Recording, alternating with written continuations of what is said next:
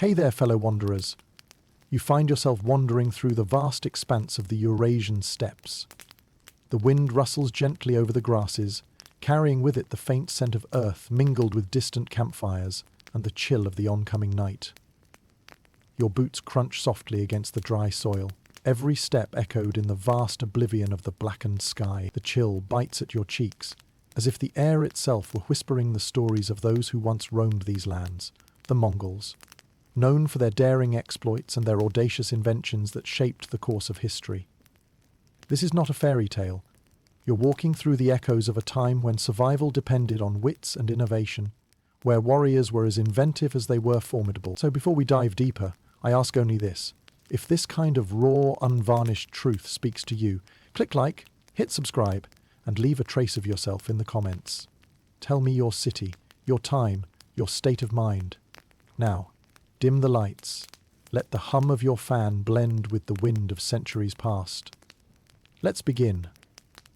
And remember, in medieval times, even survival was a luxury. Through this gentle whisper of time, you're introduced to a culture that, like the night around you, is both immersive and awe-inspiring. The Mongols were not just warriors. They were innovators, shaping the world with their unique inventions. Picture stepping into a yurt, a marvel of portable architecture that allowed entire societies to move like the shifting sands, adapting to harsh climates, spreading their influence across continent-spanning territories. These portable homes not only provided shelter, but also represented a lifestyle that embraced flexibility, a crucial trait that allowed the Mongol Empire to expand and thrive.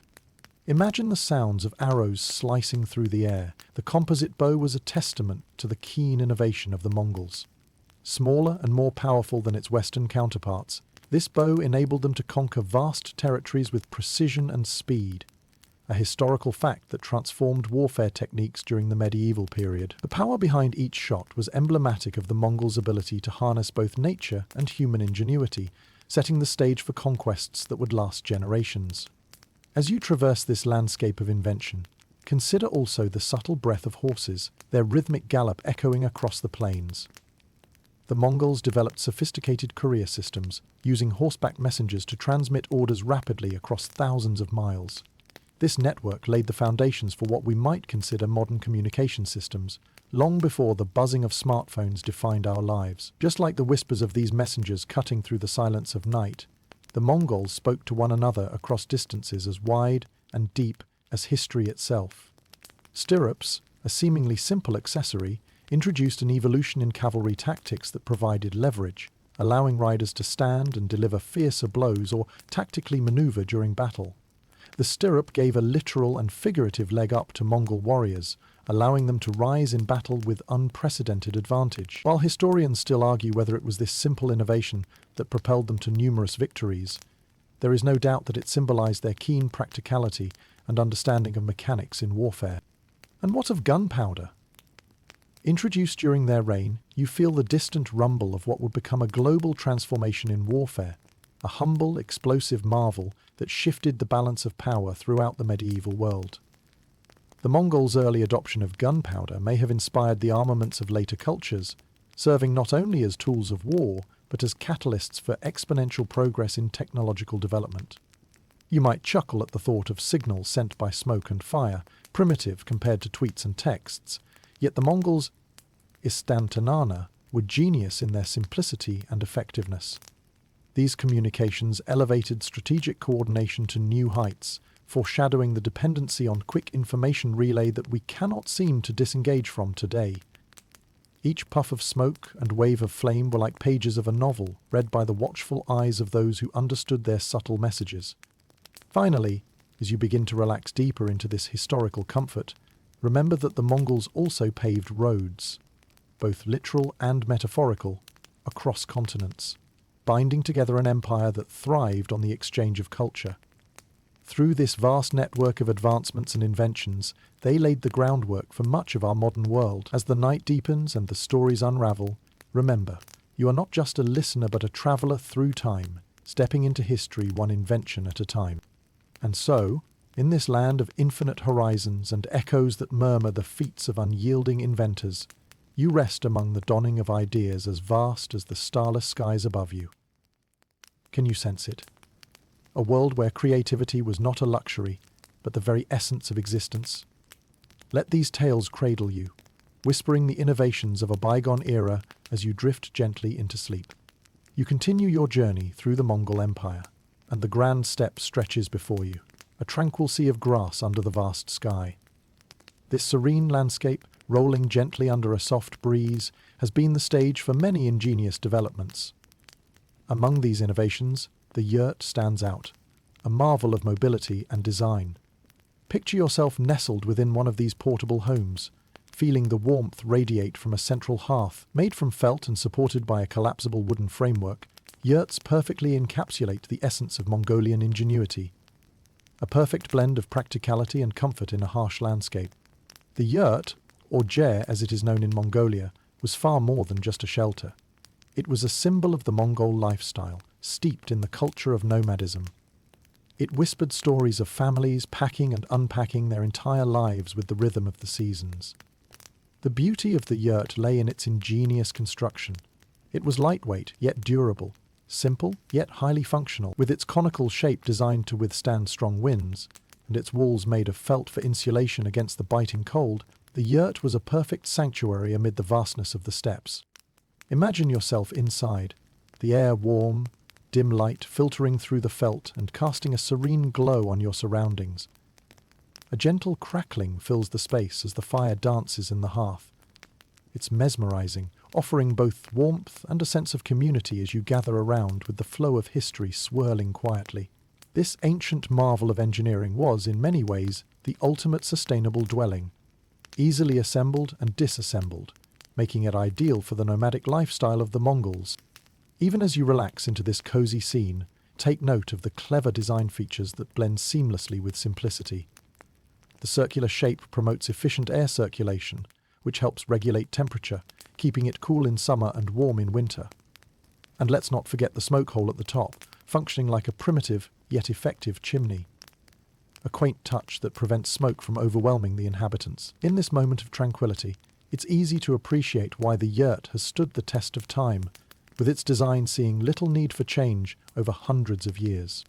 But don't get too comfortable. It wasn't just the mechanics of the yurt that were impressive. Within its confines, families carried with them a rich tapestry of cultural artifacts, exquisite carpets and colourful textiles that told stories through patterns and craftsmanship. These textiles were not only decorative, they performed double duty as additional insulation, showcasing the Mongols' skill in weaving practicality with artistry. Think of the yurt as a compliance to nature, harmoniously blending every aspect of life in this mobile framework.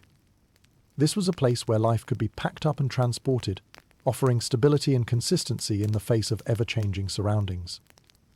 It was here, in these intimate spaces, that tales of conquests were told to the younger generations, stories that reinforced the values of adaptability and resilience.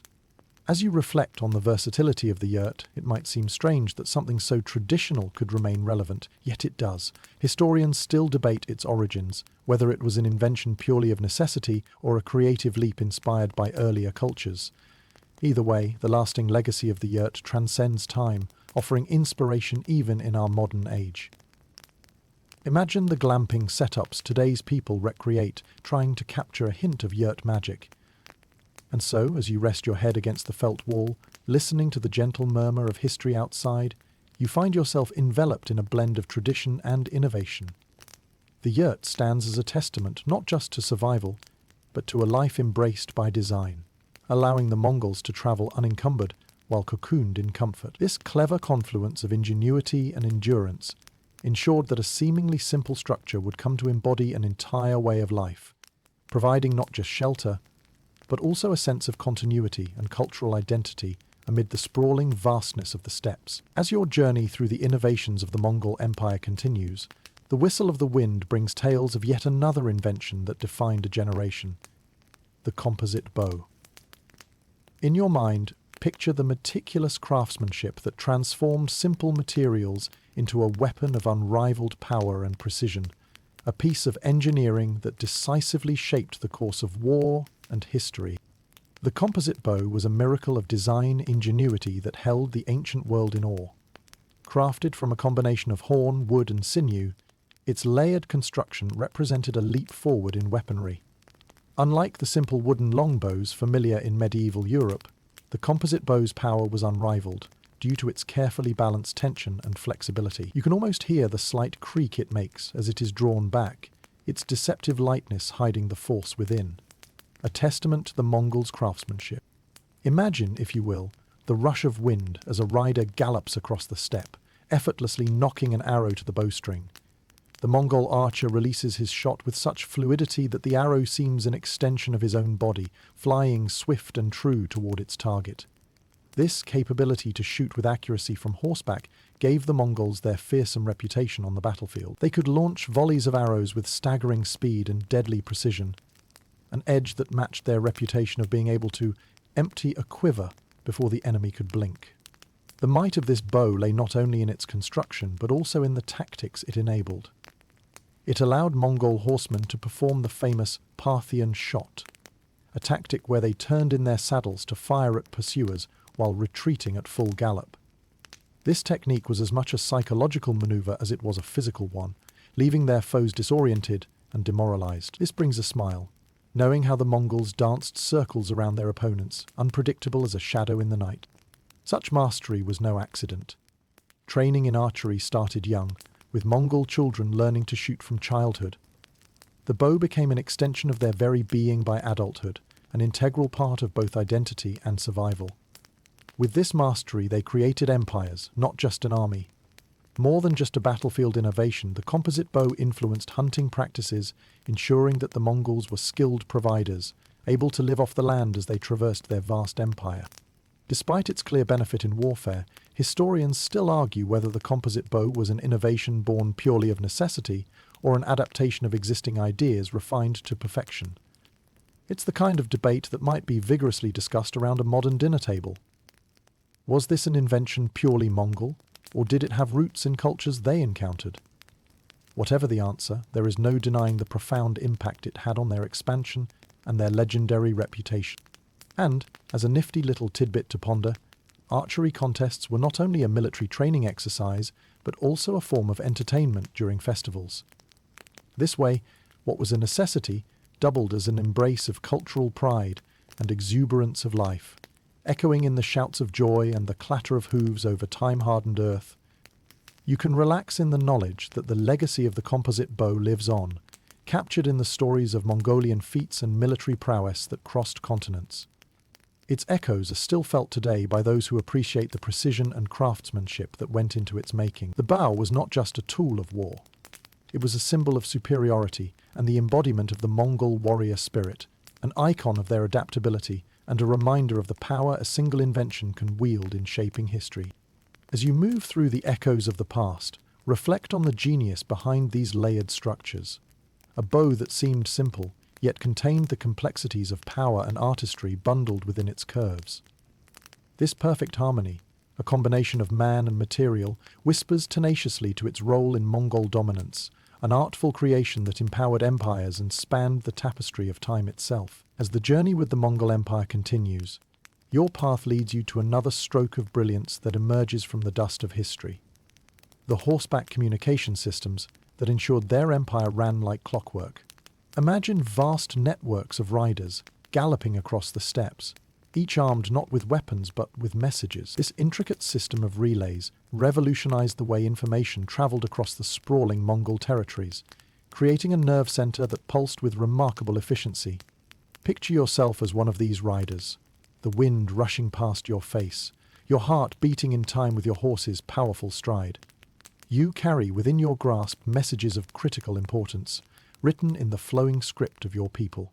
Turning back is not an option, for every moment counts in this race against time.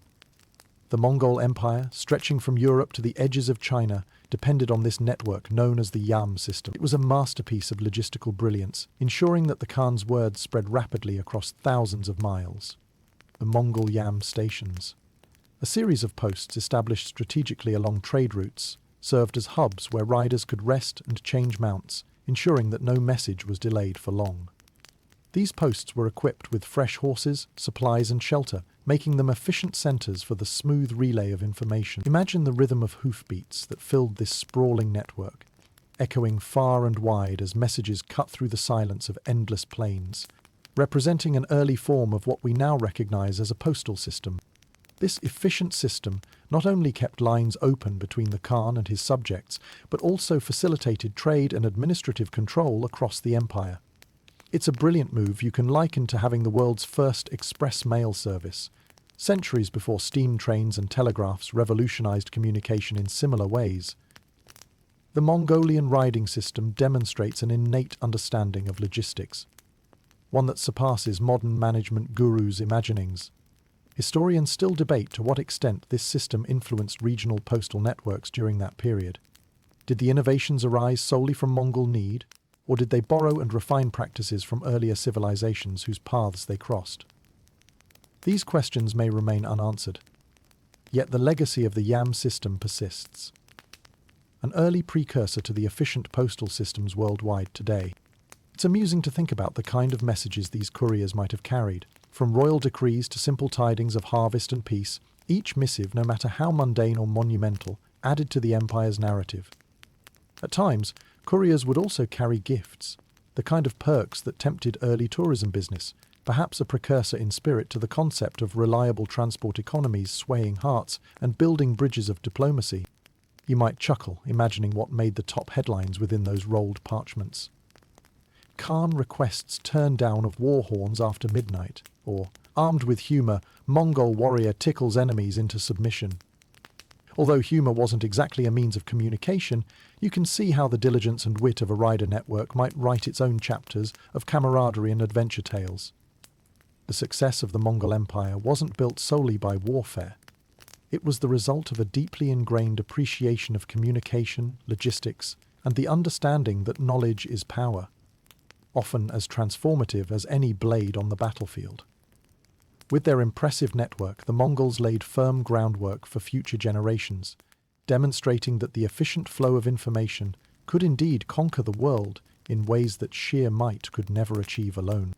So, as you race onward through history, urged forward by the relentless gallop of the past, let the hoofbeats echo this timeless truth. Sometimes, the pen, and by extension the postal system, truly is mightier than the sword. The Mongol horseback communications embodied a tacit acknowledgement of this truth, forming one of history's profound examples of strategic innovation. Galloping effortlessly across centuries, feet ever firm in the saddle. Picture yourself under the vast Mongolian sky once more, the whisper of ancient stories riding upon the wind. It's a landscape defined by movement, adaptability, and cleverly devised mechanisms of conquest. Among these, the Mongols' advancements in stirrup design play a pivotal role, serving as a reminder of the subtle genius that positioned them at the forefront of medieval warfare. Imagine the clatter of hooves pounding rhythmically against the earth, the landscape blurring past as you ride. The thrill of the hunt and the charge of battle are as exhilarating as they are daunting. The stirrup, a seemingly simple innovation, provided riders with balance, leverage, and stability, transforming the cavalry into an unstoppable force. This small yet revolutionary tool allowed Mongol warriors to stand in the saddle, delivering powerful blows with lances and swords, or using their famed composite bows with precision and deadly accuracy. Standing tall and sturdy, the Mongol rider was empowered by the stirrup, which integrated seamlessly into their strategy, enhancing their agility on the battlefield. It allowed for swift maneuvering and unexpected assaults, qualities that made the Mongol army relentless and dynamic. This understanding of equilibrium and support translated to a cavalry that was an extension of the rider's own body, a unity between man, horse, and equipment that embodied synergy in its purest form. The importance of stirrups wasn't restricted to just strengthening the cavalry. It redefined military tactics altogether. The ability to stay mounted firmly allowed the rider's hands to remain free, offering a strategic upper hand that gave the Mongols control over their engagements. Historians still argue whether the Mongols invented this addition to the saddle or perfected an existing concept they encountered through their conquests, yet its impact is undeniably profound. Visualize the scene. A Mongol column stretches across the horizon, their approach like a storm gathering quickly. With stirrups firmly secured, they launch a seamless attack, capable of charging or retreating with instantaneous precision. This adaptation became a cornerstone of their unstoppable war demeanor, allowing them to conquer vast territories from Europe to Asia. Each gallop across the wide expanse of the steppes marked an era where innovation met strategy in its most effective form. Adding colour to this historical portrait, think about how these warriors might have practiced their art. Perhaps there was a little friendly competition, with jesting bets on who could remain mounted through the most challenging manoeuvres, or who could hit the target from the wildest angle. A whimsical thought brings a smile to your face. Mark it stirrup dancing as a Mongol party trick. Impress your friends and terrify your foes. While the formidable advance of the Mongol riders was undeniably aided by their mastery of the stirrup, one cannot overlook the wider implications of this innovation. The technical enhancement opened avenues for greater exploration and cultural exchange, the stirrup inadvertently influencing other civilizations and their approach to cavalry warfare. It was a silent ambassador, travelling with conquests but remaining behind as a transformative asset in its own right. Reflect on the synergy between innovation and adaptability that is the hallmark of Mongol strategy, a trait that redefined the battlefield landscape. You can sense the bond forged between rider and steed, a testament to practical genius that allowed an empire to expand with breathtaking force. The significance of the stirrup reached beyond practicality. It was revolution incarnate, a keystone in the Mongols' architectural triumph of conquest. As the echoes of your trek through history's pages gently recede into the distance, allow your imagination to linger on this spectacle of human dexterity and equestrian grace.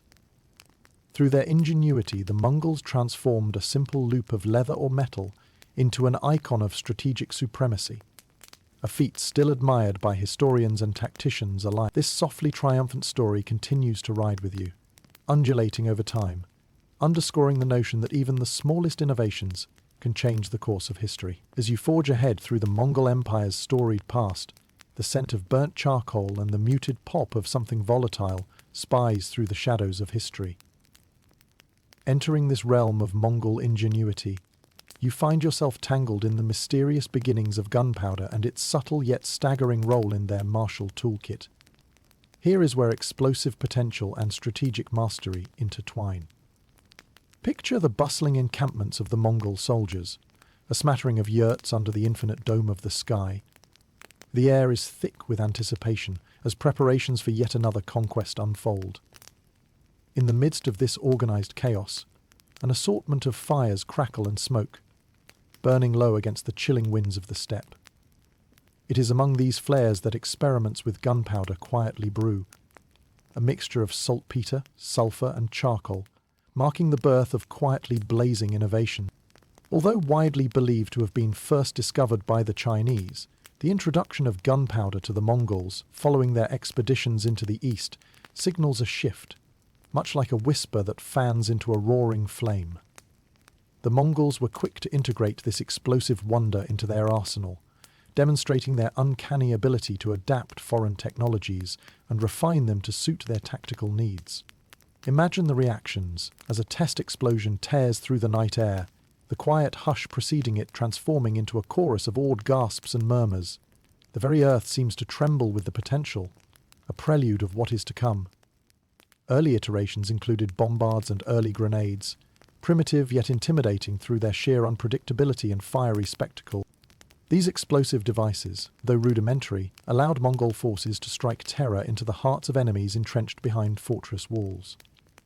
A potent psychological weapon, gunpowder became a harbinger of chaos, its bursts and flashes foreshadowing the broader role that explosive technology would play in shaping the future of warfare. You smile at the irony, at how a simple concoction transformed into a launchpad for modernity itself. Historians still puzzle over the exact manner and timeline of how the Mongols incorporated gunpowder into their military strategies. Did they unwittingly spark an arms race, or were these innovations a gradual byproduct of contact and trade with other cultures, like a spicy secret ingredient added to a stew? Nonetheless, their influence is indisputable, setting the stage for empires that followed, who harnessed this explosive power on an unparalleled scale.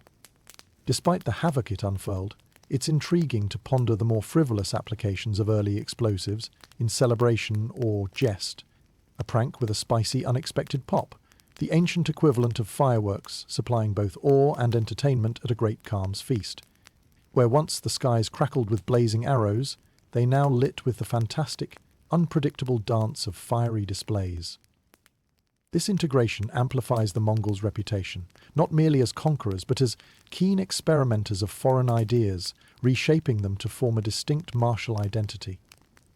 Their willingness to incorporate such transformative inventions underscores a key tenet of Mongol philosophy: adaptability.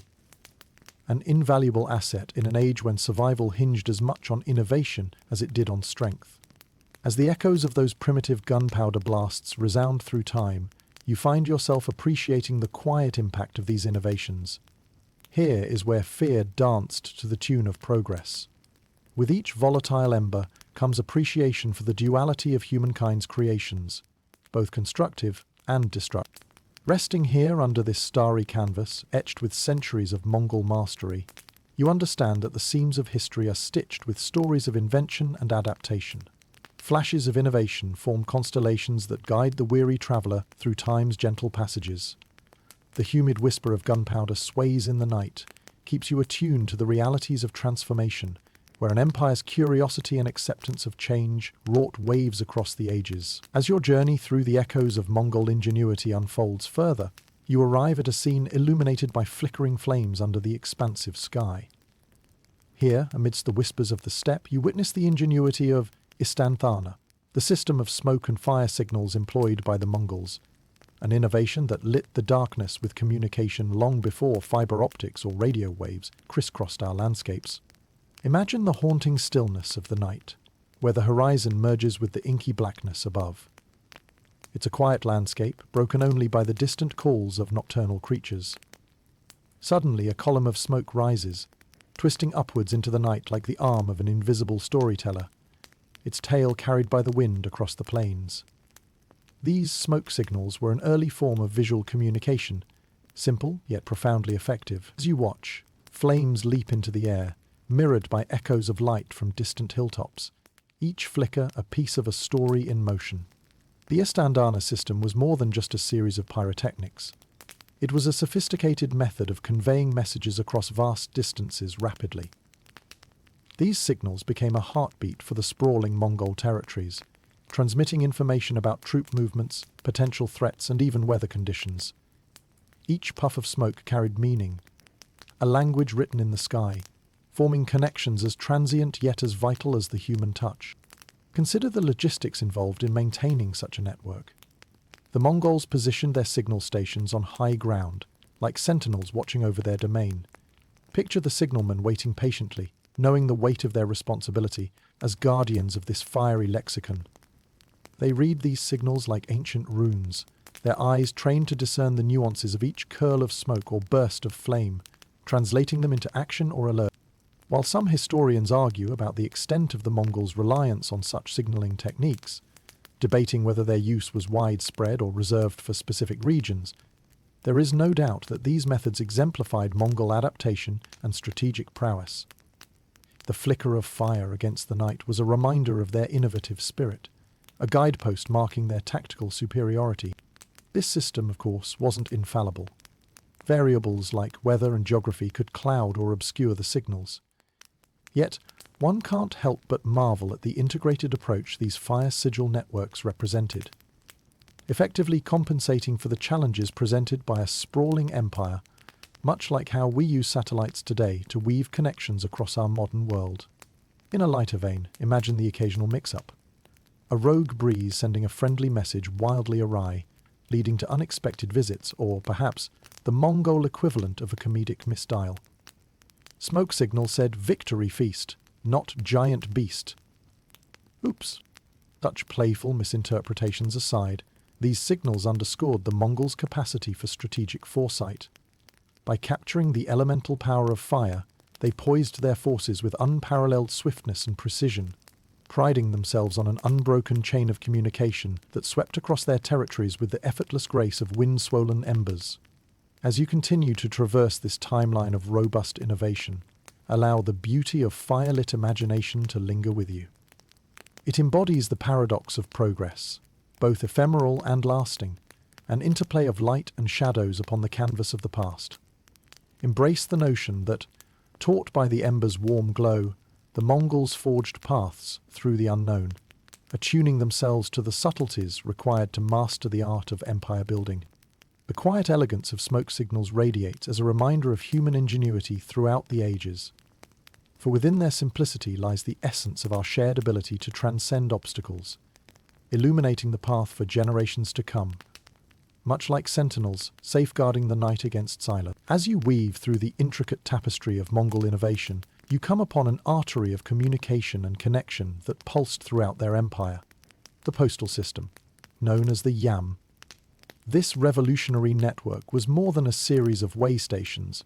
It was a lifeline, facilitating the rapid and reliable exchange of information across vast territories. Imagine the excitement of unraveling this ancient equivalent of express mail services, where messages flew faster than the swiftest hoofbeats. Picture it now, an endless line stretching afar under the endless sky, each resting place a beacon for weary messengers chasing the horizon. The Yam system was the network that supported these travellers, a series of well-placed posts offering respite and resources. These postal stations, strategically positioned approximately 25 to 30 miles apart, were the Mongol Empire's communication backbone, ensuring that vital information travelled swiftly and seamlessly. The system allowed for incredible speeds by keeping fresh horses and supplies readily available at each station, granting messengers the ability to continue nearly without pause. Consider yourself as one of these couriers, riding through harsh winds and sunlit days across shifting terrains. The Yam stations weren't mere rest stops, they were bustling hubs of activity. Each station was equipped with everything a messenger might need: extra horses, food, gear, and sometimes even accommodations for the night. And for the high-ranking dignitaries and officials who travelled the routes, the Yam provided ease of passage and authority, underscored by the issuance of a paisa, or metal tablet, an ancient form of passport ensuring safe passage and respect from local authorities. These intricacies in logistics show us a glimpse of the Mongol foresight and organisation ethos, allowing their vast empire to function with efficiency more typical of a modern bureaucracy than a medieval conqueror. Historians still argue about whether the Mongols' Yam influenced later communication systems like the Pony Express, but the similarities are inescapable. Both exemplified the power and speed of a well-coordinated relay system, catering to the urgent pulse of empire. There's humour yet in the envisioning of the Yam hubs as early social media junctions, imagining what type of posts your fellow rider might compose while resting up. Just got blessed new horseshoes at the Olon Olun Yam post. Blessed swift feet. Light laughter resonates as you picture the rush to share the latest gossip, or perhaps the more mundane, check out this neat rock I found on the way. But beyond the strata of humour, consider the strategic value embedded within this system. The Yam embodied the Mongols' nuanced understanding that power was wielded not only through force, but through the steady flow of information, keeping chaos at bay by ensuring that news travelled faster than could rumours or dissent. It made the empire nimble, responsive, and resilient, qualities that underscored the Mongol ability to adapt to as well as anticipate the demands of governance. Drifting into this scene is a quieter reflection on the prescience of such a network, roads that pulsed with messages not unlike veins in a living organism. It's fascinating to see how this early communication system prefigured the global interconnectedness we possess today, and how the concept of an easily navigable empire translates as an enduring legacy. So lean back, attentive wanderer. In imagining the endless corridors of the Yam, see them as threads unspooling across the tapestry of history, each carrying more than just words or instructions. Each bore witness to the connections between ruler and ruled, merchant and market, heart and home. The faint echoes of hoofbeats carry on through time, each step a testament to the Mongol Empire's brilliance in constructing a world bound not only by conquest, but by consciously nurtured connections that persist across time and space. As the whispering winds of the Mongol Empire guide you further, they carry with them the tantalizing aromas of exotic spices and flavors. A culinary narrative that unfolds along the storied routes of the Silk Road. This great network, a tapestry of trade routes and cultural exchange, enabled the Mongols to meld their own tastes with new and enticing ingredients brought by merchants and travelers from distant lands. You find yourself eager to explore the fascinating fusion of culinary innovations that emerged amid their expansion. Imagine yourself seated within a cozy yurt, the warmth of a crackling fire mingling with the succulent scent of roasted meats. The Mongol diet, largely composed of dairy and meat staples, served as vital sustenance for their nomadic lifestyle. Yet, as their empire expanded and they controlled the Silk Road, they began to incorporate an array of ingredients previously unknown to them. Spices from the Indian subcontinent, tea leaves from China, and even grains that journeyed westward from Persia. Picture a bustling marketplace where traders exchange vibrant wares, each precious bundle bringing new possibilities to the Mongols' simple yet hearty cuisine. Their culinary palate broadened with each new encounter, transforming traditional dishes into more complex and flavorful fare. Mongolian cooks began to experiment with the interplay of sweet and savory, using ingredients like cinnamon and saffron to enhance their lamb stews and rice dishes, echoing flavors that would later become staples even far from these rugged steppes. While it's mouth-wateringly tempting to imagine such a Mongolian feast, it's humorous to imagine the surprise a Mongol warrior might express upon first encountering a pungent block of blue cheese or the fiery burn of a chili pepper, gifts from far-off lands. Perhaps their initial reaction was one of cautious curiosity, giving rise to new favorite dishes and new tales to be spun by travelers around evening fires. Consider also the integration of tea into Mongolian culture, a drink so closely tied to their history that it became both a social ritual and a means of comfort. You envision their discovery and eventual fondness for tea, with its calming aroma becoming an integral part of hospitality and daily life, akin to how we might cherish a cup of coffee during morning rituals today. Historians still debate to what degree the Mongols popularized the spread of tea-drinking customs, but its symbolism as a gesture of friendship and diplomacy is undisputed. The Mongolian culinary influence stretched far beyond their simple tastes. As they governed over diverse regions, the transference of culinary ideas flowed freely. They introduced their staple foods like kumis, a fermented milk drink, or bosh, a steamed dumpling, which inspired countless regional iterations. This cross-cultural exchange of recipes and techniques enriched the dietary practices of the towns through which the Silk Road meandered. Picture cooks trading ideas at caravan stops, their journey of flavors shaping tables from east to west. It's heartening, and a tad amusing, to think of the culinary diplomacy that perhaps unfolded over shared meals, where the lightly spiced aroma of Mongolian stews crossed paths and intertwined with the sauces of Guangdong or the pilafs of Baghdad. These developments went beyond sustenance, embodying the Mongol Empire's open embrace of cultural plurality, a comprehension that the connection of people was as important as land or combat. Their willingness to engage with the cultures they encountered fostered a network of shared human experiences and flavors, each meal a reminder of their innovation not just in conquest and governance, but in embracing the essence of global unity. So, as you savor this historical journey, picture the Mongolian diet as a living organism growing, adapting and intertwining with the bountiful richness of the Silk Road. It's this culinary spirit of adventure, a blend of necessity, curiosity and conquest, that still protrudes through the facets of our own culinary nostalgia, connecting present with past in every seasoned bite and aromatic sip. Let this feast of flavors tantalize your imagination, offering the aromatic tapestry of history's binding elements, culture, ingenuity, and perhaps most enduringly, the simple joy of a shared meal under an endless sky. Travel further into the realm of Mongol ingenuity, where you delve into a more subtle yet deeply effective tool of their vast empire building: psychological warfare. Picture the grand expanse of the Mongolian steppe, where the mere whisper of the Mongol horde's approach instilled dread across entire kingdoms. This realm of strategy, less tangible yet no less formidable, helped the Mongols conquer more with the quiver of a rumour than the draw of a blade. Imagine standing at the gates of a fortified city, its inhabitants buzzing anxiously like bees sensing an oncoming storm. The reputation of the Mongol Empire preceded them, crafted through strategic narratives that hinted at their unparalleled might and swift conquests. Psychological warfare became an art form, manipulating fear and uncertainty to weaken adversaries before even raising a weapon. Part of their success in this realm lay with the careful cultivation of their fearsome image. Consider the stories spreading like wildfire, of cavalry hordes so vast that they darkened the skies, or of cities razed to the ground for defying Mongol will. Whether these tales held truth or were embellished, they were effective in sowing uncertainty.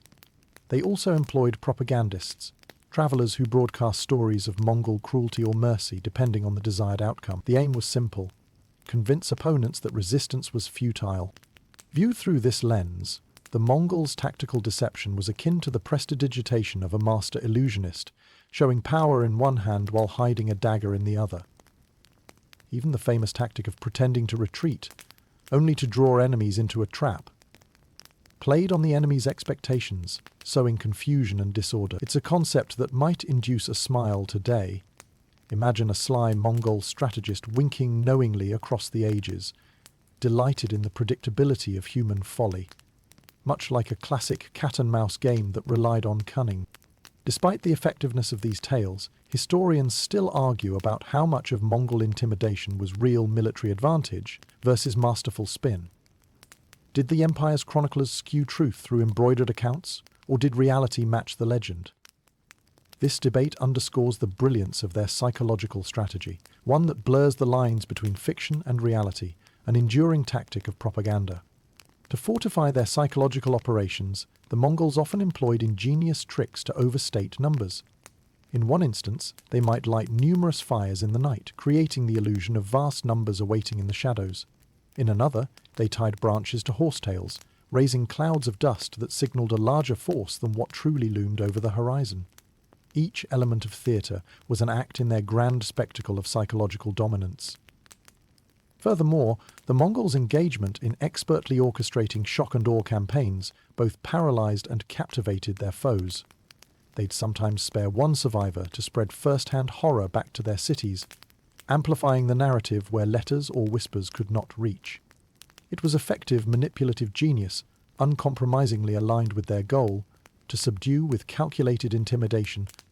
Visualize, if you will, the act of negotiation, conducted in perfect symmetry with these tactics, its players sitting on either side of a finely wrought chessboard.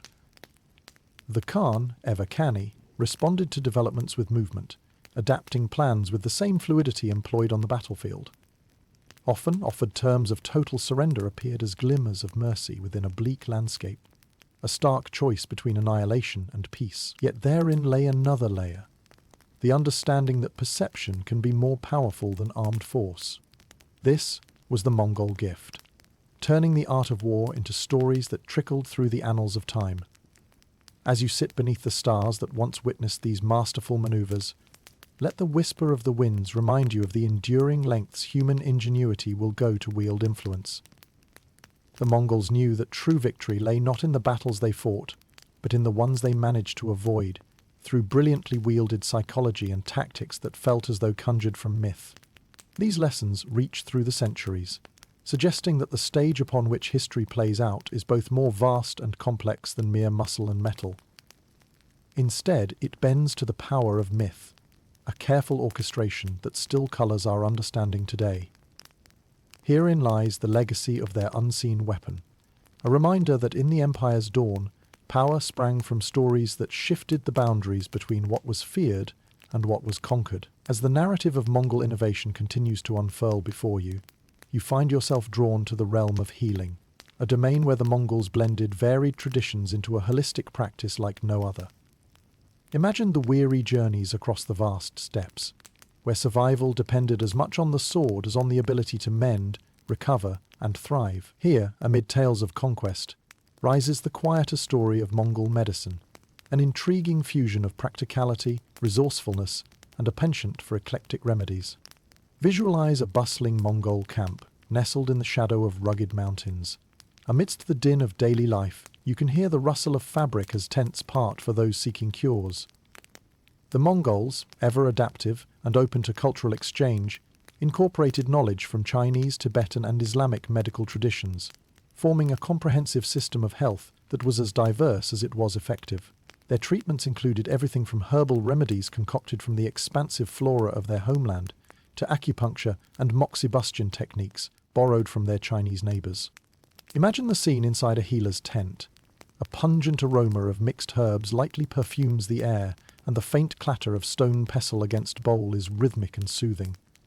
Here, a healer prescribes a concoction for ailments: ginger for digestive issues, licorice for its soothing properties, or rhubarb for its potent purgative effects. These concoctions, rooted in practical application and empirical observation, highlight the Mongols' pragmatic approach to health. The Mongol healers, or shamans, were respected figures, their roles intertwined with spiritual and physical well-being. They would often call upon spiritual rituals to complement physical treatments, seeing no conflict between the mind, body, and spirit, a holistic perspective still debated by historians today, who question the extent to which spirituality influenced Mongolian medical practice versus their more tangible remedies. Despite these academic musings, the synergistic blend of medicine and spirituality was a hallmark of Mongol culture.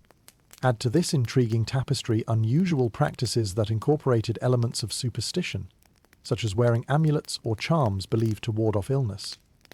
And there were the Mongol warriors, who adhered to time-honored traditions of battlefield aid, relying on fermented mare's milk, or kumis, credited for its immune-boosting properties, a beverage that reflected both sustenance and a touch of lore.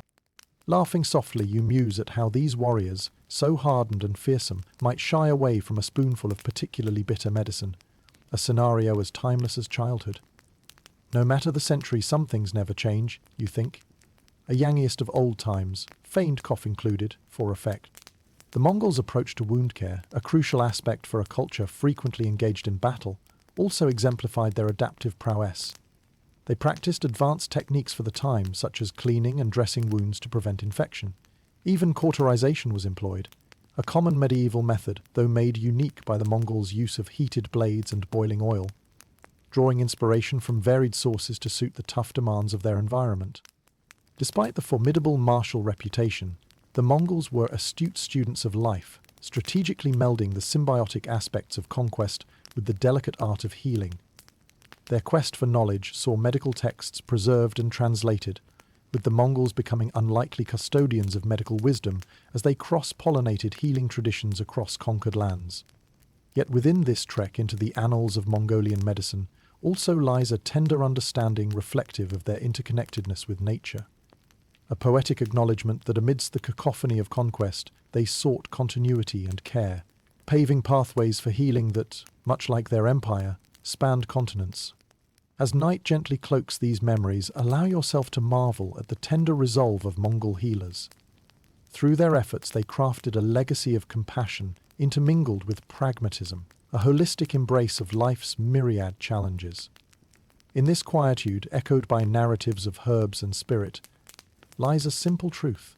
Even amid the tumultuous world of medieval conquest, the Mongols understood that healing, much like life itself, was most resilient when grounded in harmony. Amidst the grandeur of Mongol innovation, your journey brings you to the heart of empire building under the brilliant strategic leadership of Genghis Khan, a time when remarkable advancements flourished and ambitions spanned continents.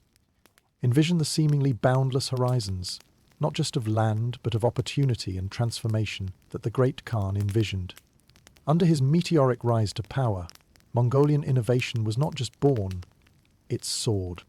Imagine standing at the threshold of a Mongolian camp during the early 13th century, the air buzzing with anticipation and the tension of history in the making. It is here that you meet Genghis Khan, a leader unparalleled in vision and tactical brilliance.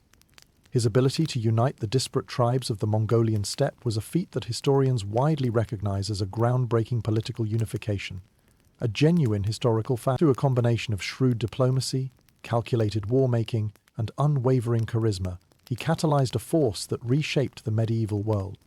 Genghis Khan's innovations extended beyond the battlefield, infusing every aspect of the Mongol Empire with new dimensions. Known for his unparalleled organizational skills, he restructured the military into decimal units that facilitated command and control, clever management that provided efficiency and adaptability in warfare. It was this structure that enabled rapid mobilization and seamless execution of complex strategies, a system that even modern militaries acknowledge as a precursor to contemporary military organization. Under his reign, the Mongols sought and applied knowledge that transcended borders. Genghis Khan encouraged the integration of other cultures' expertise, whether it involved siege technology from the Persian Empire, textiles from China, or governance techniques shared by Islamic scholars.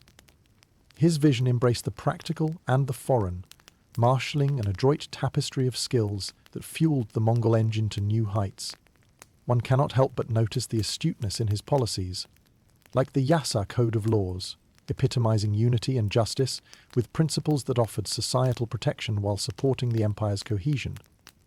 Historians still argue whether this legal framework was meticulously documented or unfurled more as an evolving oral code, but its influence was evident. A unified empire able to maintain order amidst diversity. Imagine diplomats arriving at the court of Genghis Khan, each bringing tidings and treasures from afar. These exchanges were about more than diplomacy. They were about knowledge, the cultivation of ideas across art, science, and technology, spearheading an era where Smart Khan Tactics 101 involved the brain, not just the brawn. Visualize the creativity unleashed as craftsmen, engineers, and scholars were harnessed in collaborative endeavors. Genghis Khan's governance saw improvements in metallurgy, medicine, and even astronomy, where the celestial spheres informed navigation and the rhythms of Mongol life. These innovations bridged the terrestrial and celestial, offering insights into the harmonious balances that the Mongols revered. Despite the vastness of his empire, the great Khan understood that all conquest is fleeting if not underpinned by an enduring legacy, a philosophy that emphasizes one's place within the vast continuum of time and space. Picture him seated beneath the sweeping arc of the cosmos, reflecting on both dominion and dissolution, balancing an empire first forged in the heart. There's a certain visual poetry to this juxtaposition of power and intellect. Genghis Khan's conversations over strategy and finance with close-knit advisors, each whisper a potential ripple through this monumental tapestry of influence. You grin at the scenarios traced by wry humour as Khan suggests, "Let's hold Mongolia's first TED Talk," with a mischievous twinkle in his eyes, musing upon the exchange of ideas over enormous distances and diverse peoples. Throughout your travels with Genghis Khan's legacy, savour the tales of a leader who melded courage with curiosity. As the flames of the campfire flicker against the starlit night, remember that the true essence of leadership lies in the mastery of harnessing diverse minds and ambitions, using innovation as much as intuition to craft an empire both beautiful and formidable. The legend of Genghis Khan whispers a deeper truth, interwoven into the Mongol Empire's very fabric. Beneath the clamour of conquest and the whirlwinds of expansion lies a narrative of synthesis, a mission to seek understanding, and an enduring insight that human endeavour, both ambitious and altruistic, remains a journey of exploration without bounds. In this twilight of greatness, let the echoes of his reign remind you. A legacy founded not just on the expansive earth, but also in the contemplation of the ever-spanning sky. As the Mongol Empire's legacy continues to unfurl on your journey, you are drawn inexorably toward a frontier of innovation wrought with fire and steel, the arena of siege warfare. Within this realm, the Mongols demonstrated an incredible capacity for adaptation and ingenuity, harnessing the art of engineering to conquer even the most formidable fortresses that dared stand in their path. Picture the imposing fortifications of a medieval city, its walls seemingly impenetrable, guarded by vigilant sentinels. Yet outside, beneath the vast sky, the Mongol forces prepare with calm precision, their encampment a hive of activity. The challenge before them transforms into a dance of strategy and innovation as they set the stage for siege, a testament to their unparalleled prowess in warfare that is still admired by military historians today. At the heart of their siege tactics lay an ability to adapt existing technologies and finesse them until they achieved mastery. The Mongols, ever pragmatic, adopted and refined the siege weapons of the enemies they encountered. These implements of war included formidable trebuchets, whose counterweight mechanics hurled stones and incendiaries with devastating force, battering rams capable of reducing mighty gates to kindling, and an array of ladders and towers that besieged the heavens in their quest to breach walls. Perhaps the Mongols' most ingenious adaptation was the use of gunpowder in siege warfare, its explosive potential unleashed to breach fortified walls. Imagine the thunderous roar as these early bombs detonated, a cacophony that announced the inevitable collapse of stone and spirit alike. Here was a merging of explosive energy and strategic insight. turning cities once thought unconquerable into just another conquest upon the Mongols' expanding map. Yet, the true brilliance of Mongol siegecraft lay in their psychological and strategic approaches. Beyond the grand gestures of destruction, the Mongols implemented tactics that outmaneuvered even the cleverest defenders. They would feign withdrawal, lulling adversaries into a false sense of security, or lay siege for extended periods, cutting off supply lines and biding time until hunger and desperation forced a surrender. Patience was a virtue wielded with expertise, a virtue oft cloaked in the guise of withdrawal and delay, but all the while strengthening their stranglehold. Reflect on how they employed the talent and skills of vanquished engineers, turning their involuntary captives into invaluable contributors of ingenuity. Not merely conquerors, the Mongols showcased a pragmatic transmutation of conflict into collaboration, weaving new strands into the fabric of their empire with each city taken. The unwritten understanding was clear. Terror could bend fate, but innovation promised true transformation. Historians still debate the extent to which these methods reshaped current practices. Whether the Mongols did fully revolutionize siege technology, or merely espoused pre-existing knowledge to supreme efficacy. Their legacy, however, indisputably left an indelible mark on medieval military strategy. Now, with a playful sense of modern balance, dare to imagine the less obvious siege quandaries.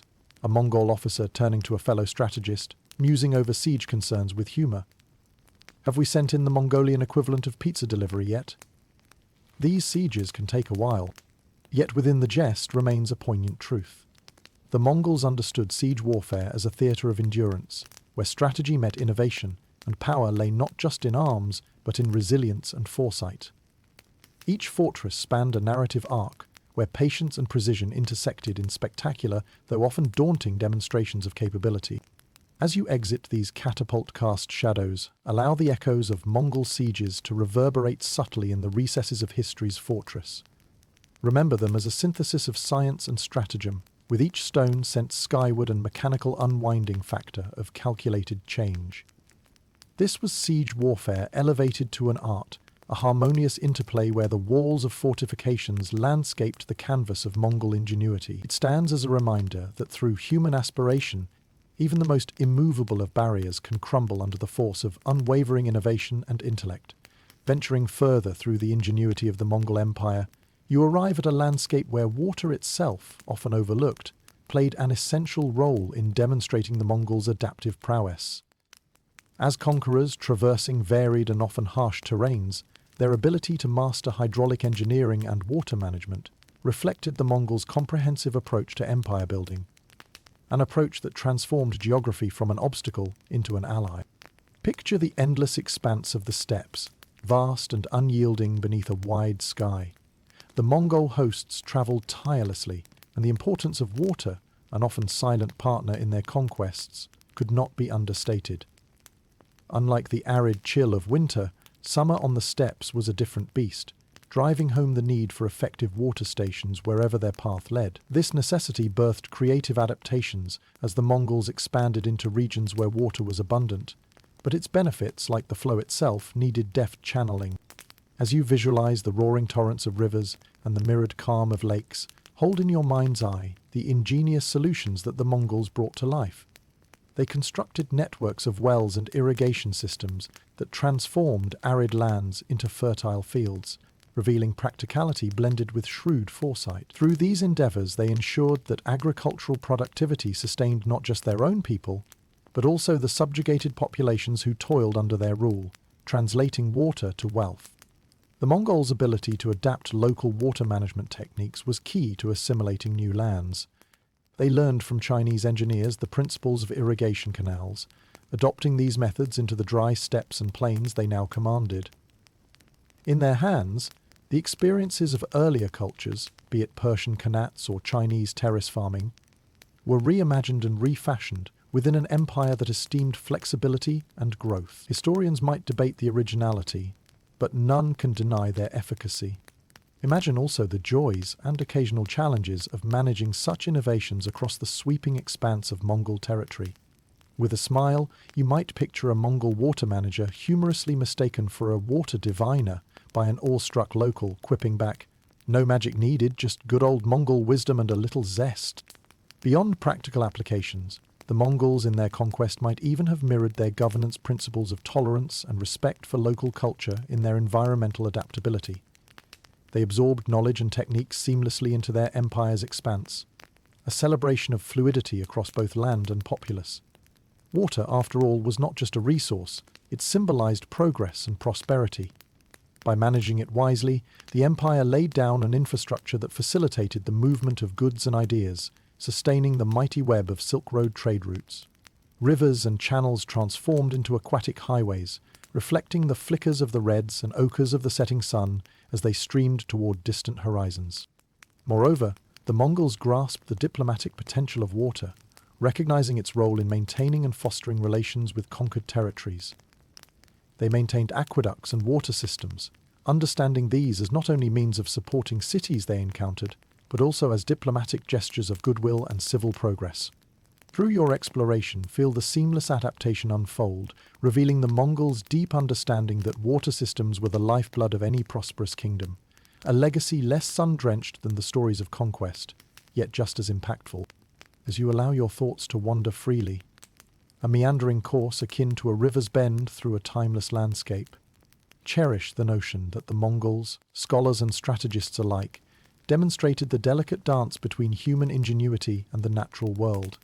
Their proactive manipulation of waterways reflects a reminder that opportunity often flows just beneath the surface, awaiting only the careful hands of visionaries to redirect and harness its unending potential. Experience this quiet, enduring legacy where the Mongol Empire once drew sustenance and success. It embodies nature tamed through the hands of humanity, with each ripple widening through history to perpetuate their spirit of interconnected understanding, even as their reigns ebbed away. As you navigate the expansive tapestry of Mongol innovations, you soar into the skies alongside an unexpected ally of the Mongol military strategy: falconry. The practice of using birds of prey for hunting and reconnaissance transcends its ancient origins, revealing an insightful adaptation by the Mongols as they turned falcons into formidable tools of warfare. This tactical use of falconry was a stroke of audacious elegance, marrying nature's gifts with strategic mastery in surprising harmony. Imagine the expansive blue sky above the steppes, where a falcon, wings wide and eyes sharp, cuts through the wind like an arrow. These majestic raptors were more than symbols of nobility or huntsmen. In the hands of the Mongol warriors, they became aerial scouts, capable of surveying landscapes and alerting their handlers to the presence of foes or prey from miles away. The sight of a falcon wheeling in the sky, showing its handler potential threats or bounty, was a dance of grace and instinct, a valuable asset in the unpredictable theatre of war. Consider the training regimen that transformed these birds into distinguished partners. The Mongols developed sophisticated methods to condition their falcons to respond to complex commands, guiding them to spot hidden dangers and bring back critical intelligence. Imagine a falconer standing proudly amidst his comrades, the sharp gaze of his companion falcon complementing his own, creating an unspoken bond between warrior and beast. Beyond utility in warfare, falconry was also a testament to the Mongols' deep reverence for nature. They adapted ancient traditions, incorporating what they learned through their wide travels, reflecting their understanding of the animal world's place within the human domain. As they expanded their territories, their unparalleled aptitude for adaptation allowed them to integrate diverse influences, resulting in a fusion of falconry practices from across regions, ranging from Central Asia to the Middle East. Historians still debate the depth of falconry's impact on Mongolian strategies, and whether its role was primarily functional or also symbolically strengthening warrior spirit through these majestic creatures. Yet there is little doubt about its pervasive influence on their ethos and practice, granting them an aerial advantage previously unmatched among warrior societies. Picture the quiet awe in which foreign dignitaries on diplomatic missions received falcon displays, aimed as much at building alliances as at intimidating, with the effortless control over their lethal emissaries. It's not hard to picture a Mongol Khan exuding quiet satisfaction, each falconry exhibition akin to unfolding a chessboard of territorial maneuvers, captivating audiences with its feathered flourishes. In lighter moments, you might chuckle at the thought of diplomatic banter amid gifted falcons at treaty signing ceremonies. Here's Khan's majestic Sky Dancer, a falcon that delivers treaties and fruit baskets with equal precision. Yet, amid the whimsy, lies the quiet understanding of just how integral nature was to Mongolian identity and success. The sight of a falcon soaring became the embodiment and acknowledgement of the intertwined destinies shared by conqueror and winged hunter, a profound reminder of the agile union between human ambition and nature's wings. In closing this chapter, allow your mind to wander the skies, an endless vault where the Mongols once measured and weighed possibilities. Within this boundless blue expanse lies the understated brilliance of Mongol falconry, underscoring the notion that humanity's greatest advantages are often born of harmony with the world around us. As the falcon arcs gracefully back to the earth, its journey through the sky marks a timeless voyage dictated by instinct and command, an indelible testament to the collaborative spirit of the Mongols and their feathered allies. This harmonious symphony of earth and sky, utility and kinship, is an echo that continues to remind us of the intricate dance humanity shares with the natural world, an elegantly profound lesson in perspicacity and partnership. In your continued journey with the Mongol Empire, the ancient Silk Road unfurls before you, an intricate network of routes that spanned vast distances, connecting far-flung cultures and fostering an exchange of goods, ideas, and knowledge. The Mongols' role in enhancing this legendary passageway stands as a testament to their unrivaled commitment to connectivity, transforming the Silk Road into a bustling artery of commerce and diplomacy. Imagine the steady beat of camel hooves against a well-worn path, the sound mingling with the spirited clatter of merchant caravans laden with silks, spices, and priceless artifacts. This vibrant tableau expands beyond senses, its rhythm pulsing with the lifeblood of civilizations that the Mongols revolutionized with their enterprising spirit. By effectively administering and securing these routes, the Mongols elevated trade to unprecedented levels, infusing prosperity across the continent and underpinning economies that relied heavily on this great thoroughfare. Under their watch, the Mongols ensured the Silk Road flourished by providing safety and stability, a crucial element amidst a historically tumultuous landscape. Their formidable empire patrolled the Silk Road, effectively deterring banditry and conflict, a presence that encouraged traders to travel greater distances than previously braved. Merchant caravans became a commonplace occurrence, and with each market or city passed through, new trade agreements were forged under the Mongols' watchful gaze. Consider the logistical brilliance involved. Establishments of rest stations along the routes that provided food, water, and shelter to weary travelers, ensuring the uninterrupted flow of commerce. Much like the Yam postal system, this infrastructure transformed the experience of long-distance travel, knitting the vast expanse of the Mongol Empire together as elegantly as threads in a richly adorned tapestry. Moreover, the promise of rich trade and cultural intermingling fostered an environment conducive to the exchange of ideas, art, and technology. It was a conduit for civilizational exchange, where innovations such as papermaking, astrology, and medical knowledge flowed as freely as silk and tea. The Mongols, open to the world's vastness, welcomed this influx, understanding that their dominion was enhanced by embracing diverse cultures. A masterclass in soft diplomacy. It's imaginative to think of the cultural amalgamations forming unforeseen alliances. Mongolian traders swapping stories of meetings with Venetian merchants and encounters with Indian spice traders, across campfires flickering to the ethos of shared humanity. Perhaps these narratives sparked curiosity, laughter, and even spirited debates over the merits of exotic wares or the subtleties of art, much as at any modern market adorned by chattering vendors and friendly haggling. Historians still argue the full extent of the Mongols' influence over the Silk Road, with debates centered around whether their cultural openness was a strategic choice or a byproduct of conquest.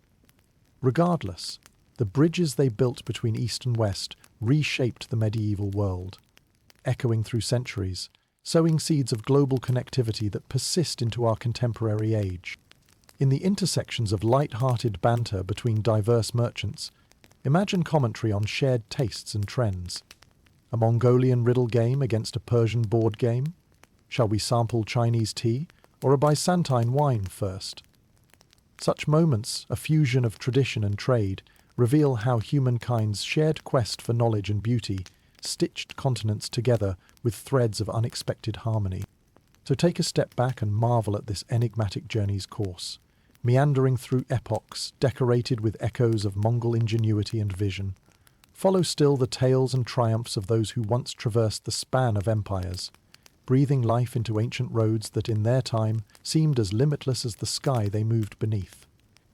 Each footfall upon the Silk Road reverberates with the resonance of history's eternal dialogue, a human story of aspiration in myriad forms.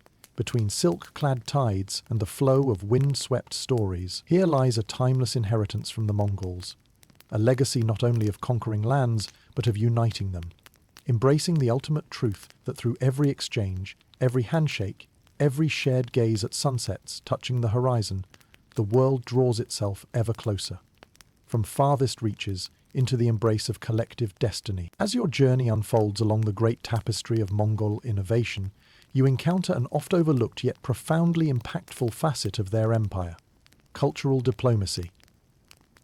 The Mongols understood keenly that their dominion over vast and diverse lands relied not only on military might, but also on the subtle art of fostering relations across varied cultures. It was a soft power approach that extended beyond conquest, leaving indelible marks of mutual respect and learning. Picture yourself at the heart of a Mongol encampment, where cultural emissaries gather under the wide sky, sharing tales and wisdoms from lands as distant as Europe and Persia. Amid the hum of conversation, the fragrance of spiced meats and fresh-baked flatbreads mingles with tales of lyric poets and philosophers, weaving a web of connection between hearts and minds. Here, cultural diplomacy thrives as an instrument of unification, an act more potent in empire building than sword or siege. Genghis Khan and his successors exhibited an impressive openness to the customs, religions, and practices of others, fostering an environment where diversity was acknowledged and respected. The empire invited scholars, artists, and religious leaders to their courts, not only for counsel, but for the rich tapestry of knowledge and cultural treasures they brought. Imagine the vast exchange of ideas, a kaleidoscope of beliefs and practices that painted a vivid mural across the Mongolian landscape. Consider how the Mongols' policy of religious tolerance, an extraordinary departure from common medieval practices, served as both a pragmatic and enlightened choice, one that historians widely recognize. This policy not only avoided the fractures of dissent, but facilitated the smooth administration of their multicultural empire. At the heart of their governance lay the belief that maintaining peace and prosperity required the embracing of existing cultural traditions, rather than their obliteration. The influence of Mongol cultural diplomacy extended into the arts.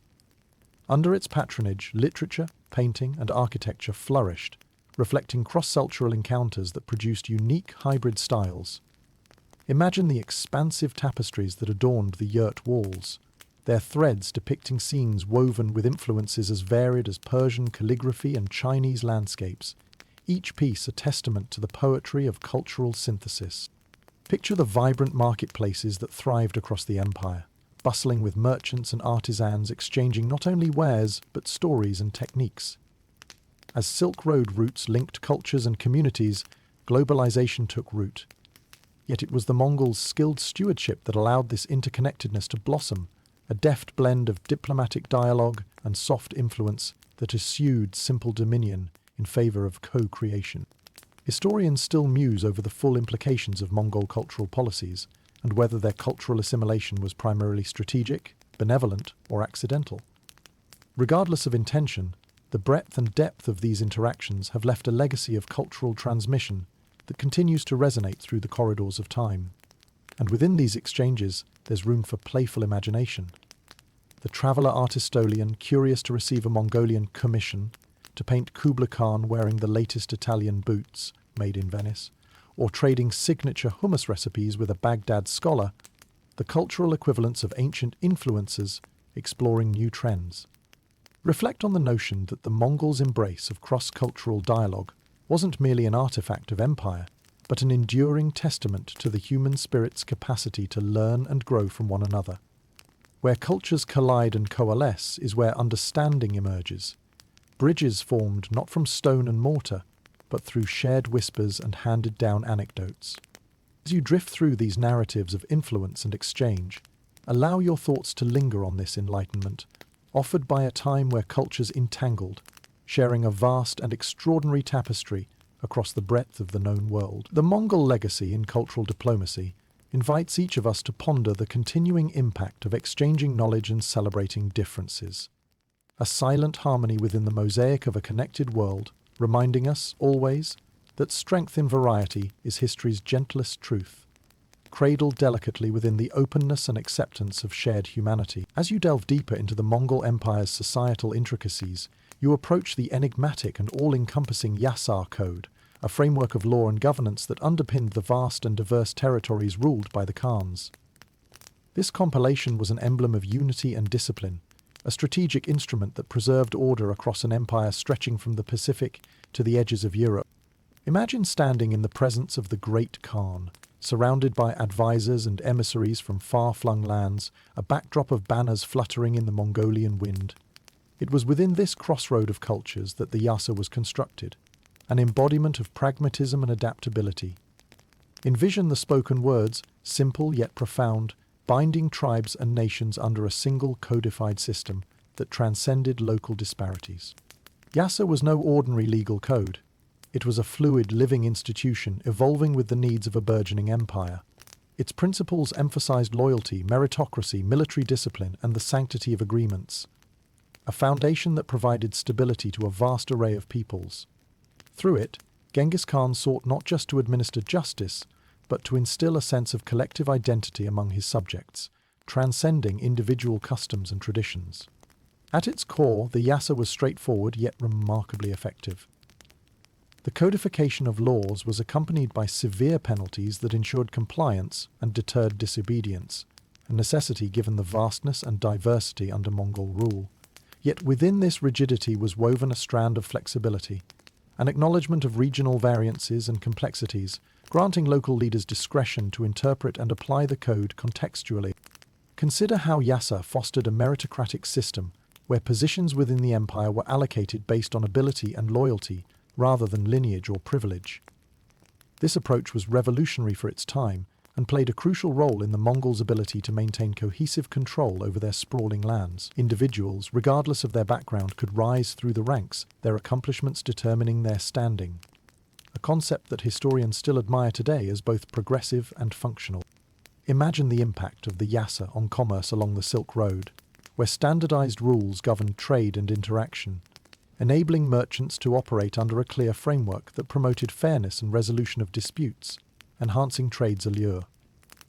This consistency cultivated the trust and confidence necessary to ensure the smooth flow of goods and ideas across continents, rendering the Mongol Empire a beacon of connectivity. In a warmer light, flash your imagination to the dinner-time humor shared amongst Mongol leaders and allies, maybe gently teasing the code's travel clause, a cheeky debate over who owed who a day's yurting after one too many stops for goat stew along those endless trodden paths. Historians still discuss whether the Yassa was ever fully documented or functioned primarily as an oral tradition, a debate as perennial as the empire's enduring influence. Its lack of surviving direct evidence fuels speculation about its exact content and implementation, compelling scholars to piece together its principles from narratives embedded in the Mongol chronicles. Yet, the legacy of Yassa extends beyond its physical absence. It served as a vital catalyst for Mongol governance, imparting lessons in unity and legal fortitude. The narrative economy of the code, where words like stones formed enduring bridges over the streams of possibility, remains a testament to the empire's legacy of adhesive jurisdiction that kept diverse cultures woven together with threads both brisk and liberating. So let your senses wander in contemplation of this dual melody of structure and flexibility encapsulated within the Yassa. It was a testament to the Mongols' foresight and wisdom, a framework that bridged empires and epochs, challenging the chaos of their time by channeling authority through the intricate dance of law and human aspiration. As you edge ever onward into the Mongols' expansive annals, let the whispers of the Yassa carry you, artfully shaping your journey with the harmonious balance of governance that stretches ever outward, just as it once bound the ambitions and dreams of an empire marked by unimaginable breadth and timeless resonance, an eternal dance over the eternal steppes of Mongolia. As you venture further through the Mongol tapestry, the stars above seem to draw you toward the cosmos, a realm where the Mongols extended their reach, through the exploration of astronomy and timekeeping. These pursuits reflect an empire driven not only by the conquests of earthbound territory, but also by a celestial curiosity, seeking to understand the vast dome that framed their existence. Imagine yourself enveloped by the tranquil beauty of a Mongolian night, where the heavens unfold in a breathtaking panorama. The crisp air carries the murmur of a hushed symposium as Mongol scholars and travelers alike ponder the cycles of stars and seasons. Their contemplation leads to advancements in timekeeping that echo through time, innovations less tangible than fortresses and cities, yet no less transformative. The Mongols, inheritors of a rich mosaic of scientific traditions from the cultures they embraced, cultivated a keen interest in the stars. They blended knowledge gleaned from Islamic scholars with the astute observations of astronomers from China, weaving together a multifaceted understanding of the cosmos. Picture these scholars, their eyes tracing the celestial patterns, identifying constellations and inferring truths as complex and intricate as the paths drawn across the night sky. Among the Mongols' astronomical endeavours was their pursuit of accurate calendars and timekeeping, a necessity for agricultural planning, religious observances, and the coordination of an empire connected by disparate peoples and practices. Drawing on Islamic and Chinese influences, they refined lunar and solar calendars, introducing improvements in precision that helped solidify their administrative prowess. Visualize the utility of such advancements. Under the guidance of Mongol authorities, agricultural cycles were managed with newfound accuracy, trade missions timed for optimal travel conditions, and ceremonial events aligned with the lunar phases. These were far more than erratic divinations, they were calculated almanacs of empire, harmonizing human activity with celestial rhythms. Historical records hint at Mongol Khanates sponsoring observatories and attracting astronomers, providing them with support and resources to pursue their studies. This fosters a scientific exchange that introduces instruments like the astrolabe and sundials into Mongolian spheres, artifacts emblematic of an era attuned to both practical and philosophical exploration of time's flow. Yet, amid the scholarly pursuit, a whimsical thought arises. Envisioning a Mongol astronomer quipping with light-hearted humour, "Did you hear about the star that couldn't stop talking? It was always making celestial cycles." Historians still debate the widespread application of these practices within the broader Mongol Empire, raising questions about how deeply astronomical studies influenced governance and daily life.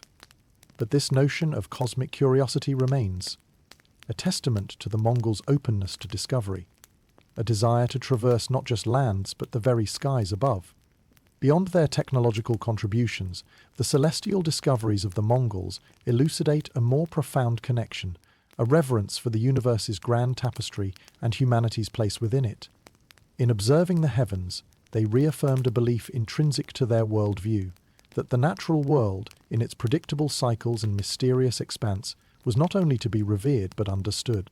Finally, allow yourself to drift with the narrative currents through this celestial mare, an uncluttered reflection on history's constellation of innovation and inquiry.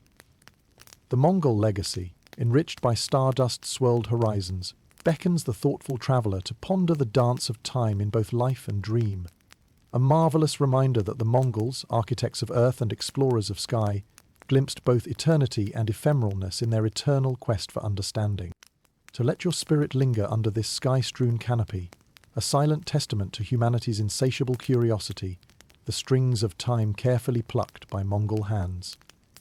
Echoes that, like celestial cycles, continue ever onward, navigating history's expanse, with wondrous eyes turned always to the stars above.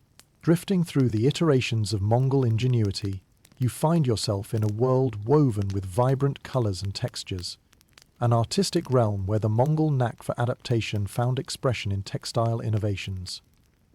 The expanse of the steppe serves as the backdrop for a blend of practicality and beauty, where the very fabrics of life were infused with narratives of art and craftsmanship.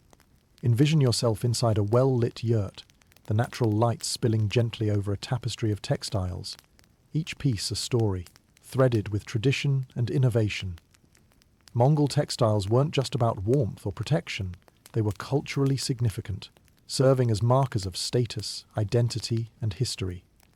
The Mongols skillfully blended materials and techniques, drawn from the diverse cultures within their empire, showcasing a remarkable adaptability and a celebration of artistic diversity. Consider the sweeping range of materials at their disposal: wool from the iconic sheep and goats of the steppe, delicate silks traded along the Silk Road, and intricate embroidery that conveyed stories and adorned garments, a testament to the interconnectedness that defined their era. Within these patterns, you see the echo of civilizations intertwined: the legacy of China's silk weavers, the intricate needlework of Persia, and the bold geometric motifs native to the steppe. Picture the bustling marketplaces of Karakoram or Samarkand, where merchants traded bolts of silk, dyed in brilliant hues alongside the thick, warm woolens vital for enduring steppe winters. It's a sensory delight, the riot of colour and elaborate designs, each whispering tales of journeys undertaken and encounters made, their interplay strikingly modern yet timeless in their essence. Visualize craftsmen and women meticulously spinning, weaving and dyeing, their techniques honed over generations, yet transformed by the tapestry of ideas introduced through empire. Textile workshops in urban centres fostered the exchange of skills among artisans, facilitating a fusion of methods and styles that enriched artistic traditions across the empire. Such integration turns textiles into vibrant canvases, from royal garments to everyday clothing, echoing a celebration of identity as layered as the textiles themselves. It's easy to let your imagination wander toward Mongol garments' versatility, reflecting their practical lifestyle and adaptive spirit. Think of the del, the traditional Mongolian robe, repurposed into variations across different regions, each telling a tale of climate adaptation and cultural assimilation. These garments became multifunctional, serving as coats by day and blankets by night, as resilient as the people who wore them. In a lighter moment, smile at the thought of a Mongol warrior boasting about his silk-lined del during a snowy march, a luxury as singular as a well-crafted tale, where fashion met function in a dance as lively as the whispered winds of the steppes. Historians still debate the precise impact of Mongol textile innovations on subsequent cultural and fashion trends, yet the echoes of these creative dialogues continue to resonate. The durable yet exquisite nature of Mongol textiles symbolizes their broader legacy, an empire that wove its identity from the threads of unity and distinction. Beyond functionality, this domain of Mongol Inquisition also held a deeper meaning. Clothing was not merely a physical necessity, but a spiritual and cultural expression, a reminder of the Mongolian shamanistic traditions that emphasized harmony with nature, reflected in the intricate motifs that connected wearers with the earth and sky. As you let the rich patterns of this tapestry unfold before you, there's a purity in the realization that textile craftsmanship formed a vital medium, bridging the Mongol Empire's diverse cultures with woven threads of creativity and shared human experience. This legacy, painted in vivid dyes and spun from tales of yore, continues to inspire generations, quietly reminding us that through the simplest acts of creation, persistence, and adaptation, we connect the stories that bind us across eras and lands. And so, in every strand of this woven world lie reflections of ingenuity as boundless as the sky, tangible records of heritage spun into existence by the diligent hands of artisans whose artful legacy continues to flutter gracefully through the pages of history. Journeying deeper into the realm of Mongol innovation, you're led to the forge, the heart of creation for the blacksmiths, where the skill of Mongol metallurgy breathed life into tools and weapons that would shake the world. Imagine the glow of the forge casting flickering shadows on the walls of a bustling workshop, where Mongol smiths transformed raw metal into the backbone of their fearsome military and their everyday lives. Picture yourself standing before a Mongol blacksmith's forge, the intense heat radiating from the hearth like a miniature sun, silhouetting the figure of a smith hammering rhythmically on a glowing piece of metal. With each ring of the hammer, the metal takes form, transmuting into weapons that would instill awe and fear alike. The Mongol blacksmiths were artists as much as they were craftsmen, infusing their work with skill and innovation that reflected the needs and ethos of their formidable empire. The Mongol warrior's arsenal, light and powerful swords, resilient armor, and efficient tools, emanated from the fires of these forges. Among the blacksmiths' innovations were the Mongol sabers, renowned for their lightness and durability. Made from high-quality steel, These swords featured a slight curvature, making them ideal for the swift, slashing attacks that defined Mongol cavalry charges. The balance and precision of these weapons were unmatched on the battlefield, exemplifying the blend of form and function guided by thoughtful craftsmanship. But the blacksmith's art was not limited to instruments of war. The Mongols crafted a range of practical items, from sturdy cookware and agricultural implements to intricate jewelry and ornamental pieces that adorned the noble class. This array of creations highlights the blacksmiths' versatility, their work integral to the daily life and prosperity of the empire. Historians regard the adaptability of Mongol smiths as a particularly inventive aspect, noting their penchant for incorporating techniques and materials from conquered territories into their own work. The Mongols were known to repurpose looted metal, melting down enemy weapons and armor to forge their own, an act emblematic of their practical and resourceful nature. Imagine the exchanges of knowledge between Mongol smiths and their counterparts from other cultures, enriching their craft with new techniques, perhaps a Persian artisan sharing the secret of Damascene steel patterns, or a Chinese metalsmith advising on the intricacies of brass casting. These interactions are a testament to the Mongols' openness to learning, turning conquest into a two-way avenue of shared expertise. As you let this lively scene unfold, picture a blacksmith's pride in his work, a creator at the forge weaving dreams and strength into every strike. In lighter moments, he might jest about his creations achieving epic feats on grand battlefields, a touch of rustic humour amid the clang of iron and flame. Consider the camaraderie among blacksmiths, a community bound by the shared goals of enhancing their craft and furthering the empire's cause. Their forges became centres not just of work, but of fellowship, a hallmark of a society where craftsmanship and community seamlessly intertwined, emboldening each artisan to forge ahead in innovation and identity. Though historians argue about whether certain metallurgical techniques were singular to the Mongols or adopted from their vast swath of influence, there's no denying the transformative impact of Mongol metalwork on medieval craftsmanship. The echoes of their forging mastery span time, an ever-resonant legacy of strength shaped through the labour of ingenious hands. Even now, as you absorb the warmth of these ancient fires, you discern the essence of Mongol blacksmithing whispered in each perfectly forged tool and weapon, a testament to their unyielding pursuit of excellence. Here, in the realm of hearth and metal, lies a story of human endeavour where every strike upon the anvil resonated with the heartbeats of an empire.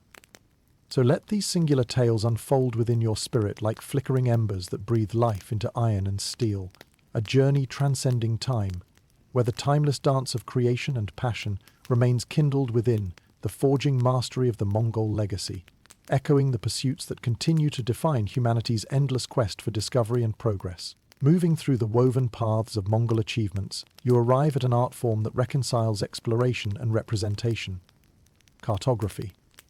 The Mongol Empire, with its vast and varied terrain, necessitated a keen understanding of geography.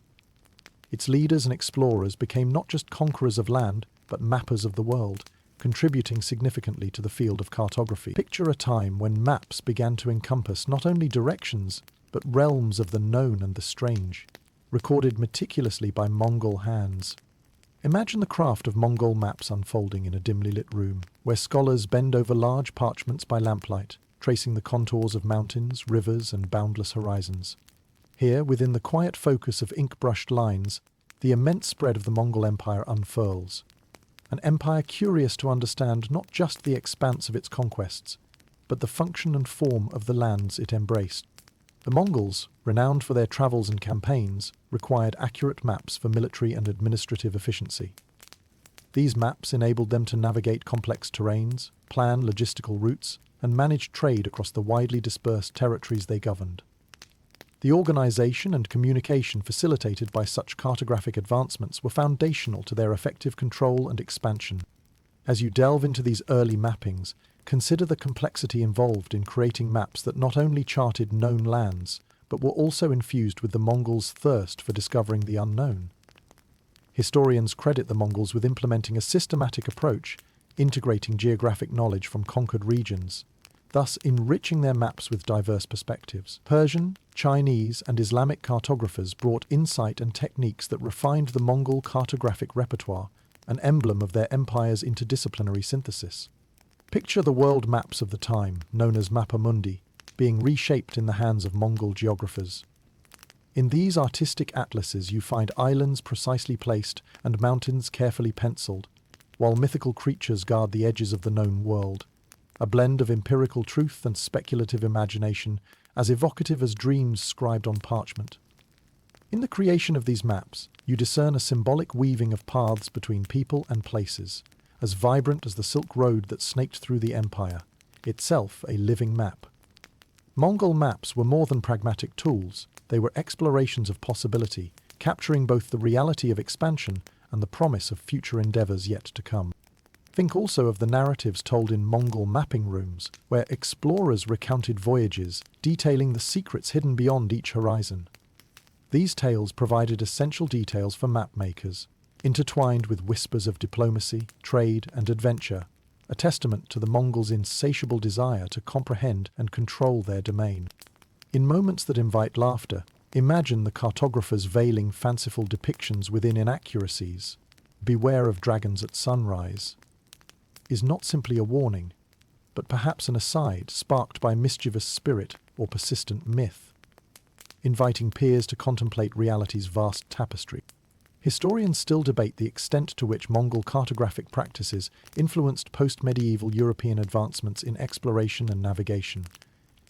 Did their maps serve as stepping stones, opening new pathways for exploration, a precursor to the Age of Discovery? The dialogue remains open, but the Mongol contribution to the mapping tradition, as both architects and patrons of cartography, remains an undeniable chapter of triumph. As you linger amid these storied charts, permit your imagination to wander alongside those ancient explorers into the yonder of untamed lands, each thoughtfully articulated contour and latitude line embodying the Mongol ethos of exploration. Grapple with their vision beyond borders postulated by ink and dreams realized. Through the cartographic alchemy of past journeys lies a truth universally pervading, a thirst for mapping, understanding the universe, shaping the human journey across not just one empire, but the whole of time. Within the ink-stained edges and measured spaces, retain the knowledge forever etched on the pages of history, a legacy of orientation amidst the infinite lines and the blank spaces yet discovered, where imagination invites its daring dance with the world into which it dares to voyage. As you continue your voyage through the vast expanse of the Mongol Empire's ingenious strategies, you begin to appreciate the intricate tapestry of diplomacy woven into the very fabric of its expansion.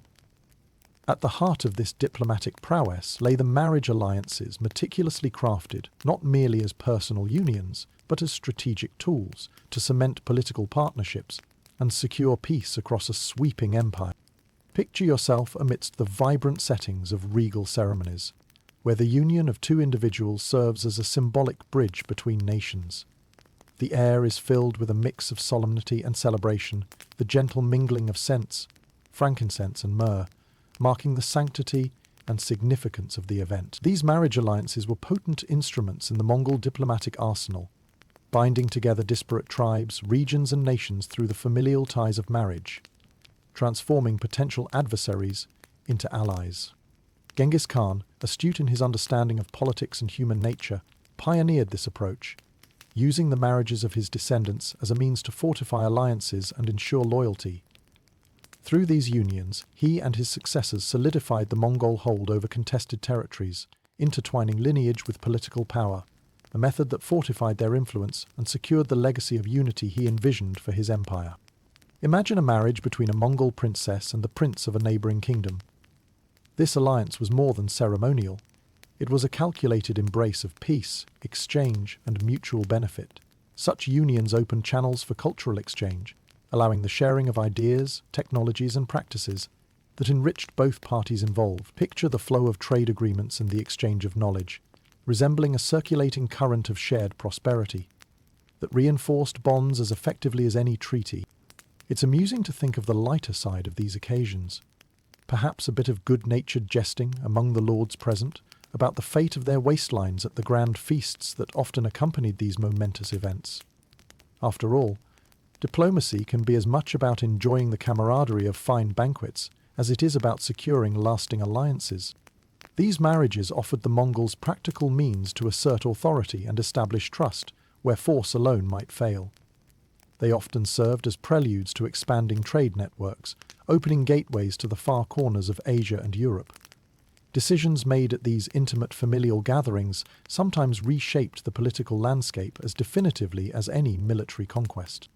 Historians observed the effectiveness of this strategic practice, marveling, yet debating whether its success lay in the deep-rooted cultural respect the Mongols held for family, or its utility as an effective political tool. Regardless, the marriage alliances formed during the Mongol Empire's peak were as much arrangements of artful diplomacy as they were of lineage, using personal commitment to enact broader societal bonds. Even amidst such grand strategy, the human element remained vibrant and sincere. A reminder that beyond the tactical implications, these marriages also reflected genuine connections forged between souls navigating the complex terrain of love, duty, and geostrategic significance. Allow yourself a moment to imagine the dialogues exchanged under the moonlit pastures, or within the cozy confines of ornate tents. Conversations between newly joined families that laid down the foundation for peaceable coexistence. The art of conversation folding seamlessly into the art of governance. As you close your exploration of the Mongol marriage alliances, muse upon their legacy, how these unions not only stitched together vast countries under the Mongol banner, but taught lessons to the empires that followed. Romance may have been the spark, but it was strategy that fanned the flame, a balance that proved vital in an empire spanning such immeasurable breadth and diversity.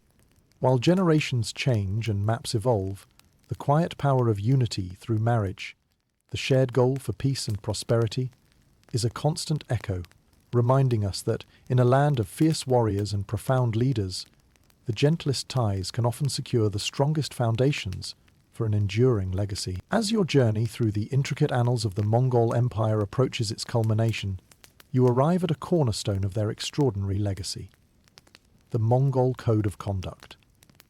Within this framework, you find the ethical bedrock that not only girded their military prowess, but defined their interactions with the vast array of cultures and peoples they encountered. It was a moral compass forged in the crucible of conquest and adaptability, a guide that profoundly influenced subsequent societies and governments. Imagine the infinite horizon of the steppe stretching before you, a landscape that evokes both freedom and the governance required to maintain it. Flowing beneath the brilliant sky is the enduring spirit of the Mongol Code, not unlike the gentle currents of time itself. Known as the Yassa, though details remain cloaked in historical ambiguity, this code was a remarkable testament to their comprehension of unity, justice, and honor. Embedded within the Mongol Code of Conduct was the principle of loyalty, a tenet that reinforced ties among warriors, leaders, and the people they governed. Loyalty was the adhesive that bound their society, underpinning fairness and cohesiveness. In an empire drawn across the map of the known world, these principles of fidelity transcended personal ties, fostering collective strength and identity. Consider how the code emphasized the equality of all Mongols under the Khan, advocating merit over heritage, a revolutionary dictum at the time. It was a radical departure from the rigid caste systems prevalent in many contemporary societies. Present within this ethos was a fierce advocacy for justice, an essential ingredient for maintaining fairness across an expansive and diversely populated empire. Reflect on the Mongols' commitment to the dignity of the individual, balanced with the collective welfare. The code forbade theft and betrayal while promoting compassion and generosity, a struggle for harmony amidst the inherent challenges of such a vast imperial enterprise. These principles of fairness and protection ensured safety for merchants along the Silk Road, encouraging thriving trade and cultural exchange. Within the narrative of the Mongol Code, you might chuckle at the lighter moments it surely inspired.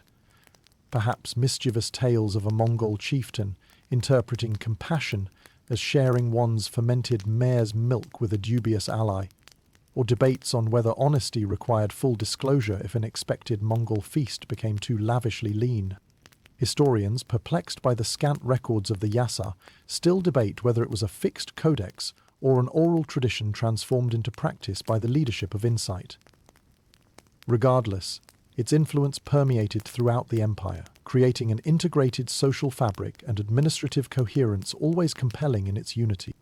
The enduring relevance of the Mongol Code of Conduct reaches through centuries, its principles subtly weaving into the governance frameworks of successor states. Its echoes whisper in modern discussions of law, fairness, leadership, and human rights. A reminder that some lessons transcend culture and epoch, bound to the shared narrative of our human journey. Picture the wise faces of the Mongol leaders as they considered how their code acted as both sword and shield, a bridge across space and time, harmonizing their ambitions and aspirations with the principles that ensured sustainable existence. It was more than rules, it was integrity incarnate, a reflection of values that surpassed the axiom of might alone. As you conclude your exploration of the Mongol Code of Conduct, reflect upon its subtle, profound impact on shaping the foundations of governance through which it flowed. Avoiding the extremes of authoritarian rigidity and laissez-faire disorder, the Mongols crafted a template of pragmatism and ethics, a synthesis echoed by generations questing for balance between individual integrity and collective prosperity. Here, among philosophy and practice, the Mongol Code endures as a testimony to wisdom and leadership, a legacy pulsating with understanding, adapting to the vicissitudes of humanity's ever-evolving mosaic, guiding earthbound reigns with glimpses into the eternal dance of compassion and vigilance, painted softly across the realm of dreams and destiny alike. As the final strand of the Mongol Empire's intricate tapestry unfurls before you, you are led to reflect on the themes of succession and the eventual decline of an empire that once spanned continents. It was a period of transition, marked by profound introspection on the part of its leaders, whose legacies continue to echo in the corridors of history.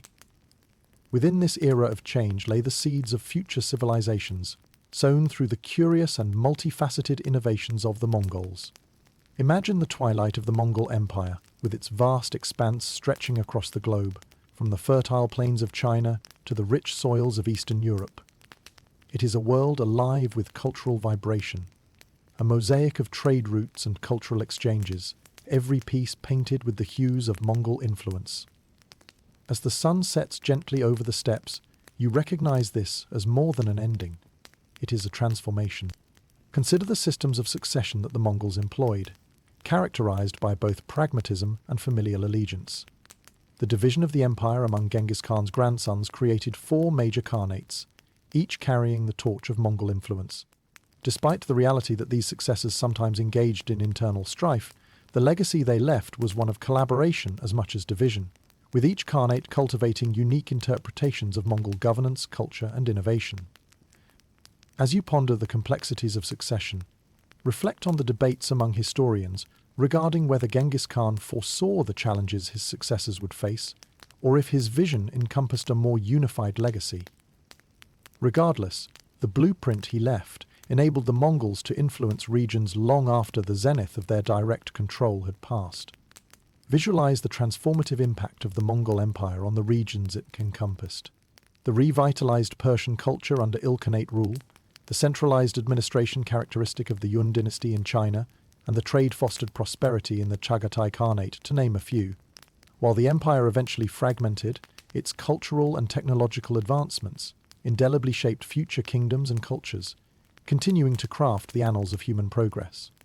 Within this reflection, imagine a Mongol merchant reminiscing about the empire's reach, perhaps sharing with a young apprentice tales of once traversing boundaries under the unity of the great Khan. In a jesting tone, he might laugh about how Mongol horsemanship was sometimes mistaken for appearing to fly across lands, metaphorically speaking, to the empire's swift and once seamless expanse. Yet as the Mongol Empire receded, it left behind a world fundamentally altered by its presence, a world where borders blurred and peoples interconnected far beyond the imagine of isolated civilizations. Their systems of communication, trade, and cultural exchange became the framework for subsequent empires, each building upon the formidable foundations initially laid by the Mongols. And there, in the twilight of reflection, as the skies cast the empire's legacy in hues of memory, let your thoughts wander over the broad landscapes of time. Perhaps the true legacy of the Mongols lies not just within their monumental achievements, but in their testament to human innovation, the courage to dream, create, and adapt. As night softens the edges of your journey, let your senses relax into the gentle embrace of history's serenade, where the stories of the past whisper timelessly to those who choose to listen. The Mongols, in their grand narrative, remind us that even as empires rise and fall, the echoes of their wisdom, creativity, and spirit persist, illuminating paths for future generations to tread. May you find solace in the journey, dear traveller, and may the eternal dance of time sway you gently towards dreams imbued with the knowledge that every innovation, every idea once cherished upon these vast plains carries within it the seeds of both continuity and change. With this understanding, let the echoes of empires past guide you softly into sleep. Greater than, scoot dreams.